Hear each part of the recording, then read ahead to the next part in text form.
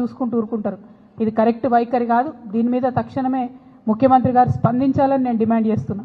At the same time నేను అనేక మార్లు చెప్పిన మన నాగార్జున సాగర్ డ్యామ్ని వీళ్ళ అధికారంలోకి వచ్చిన కొత్తలనే కేంద్ర ప్రభుత్వానికి ఇచ్చేసి వచ్చిండ్రు. ఇప్పుడు పరిస్థితి ఏంటంటే చిన్న రిపేర్ వర్క్ చేయాలి నాగార్జున సాగర్లో అంటే 2 నుంచి 3 నెలలు పడుతుంది. వీళ్ళు కేఆర్ఎంబీకి రాయాలి, కేఆర్ఎంబీ ఇంకెవరికో రాయాలి, అక్కడ నుంచి పర్మిషన్ రావాలి. అంటే మన భూభాగంలో మన డబ్బులతో కట్టిన ప్రాజెక్టులకు కూడా పర్మిషన్లు వస్తున్నాయి. పర్మిషన్లు రానటువంటి పరిస్థితి. కాబట్టి దీని మీద కూడా తక్షణం స్పందించాలి. అన్నిటికన్నా ఇంపార్టెంట్ ఇప్పుడు కృష్ణా వాటర్ బోర్డు మీటింగ్ మన జరగబోతా ఉన్నది హైదరాబాద్లో.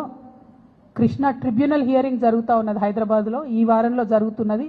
నా డిమాండ్ ఏంటంటే ఆల్మట్టి ఎత్తు పెంచుతున్నటువంటి ఈ క్లిష్ట సమయంలో ఉత్తమ్ కుమార్ రెడ్డి గారు కాదు, వారితో పాటు రాష్ట్ర ముఖ్యమంత్రి హోదాలో రేవంత్ రెడ్డి గారు కూడా అటెండ్ అవ్వాలి.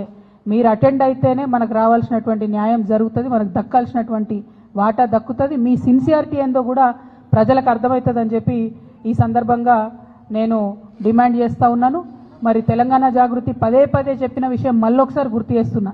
ఇదంతా ఎందుకు జరుగుతుందంటే నీళ్ల విషయంలో ఆంధ్రాలో పనిచేసినటువంటి ఆదిత్యనాథ్ దాస్ గారిని తెలంగాణకు అడ్వైజరీగా పెట్టుకున్నప్పటి నుంచే ఈ ఇబ్బందులన్నీ జరుగుతున్నాయి. వారిని తక్షణమే తొలగించండి. వారికి మన తెలంగాణ మీద ప్రేమ ఎందుకుంటుంది? కనీసం మీకుందని మీరు నిరూపించుకోండి, మీరు ఆలోచన చేయండి, కృష్ణానదిని కాపాడండి అని చెప్పి నేను ప్రభుత్వాన్ని డిమాండ్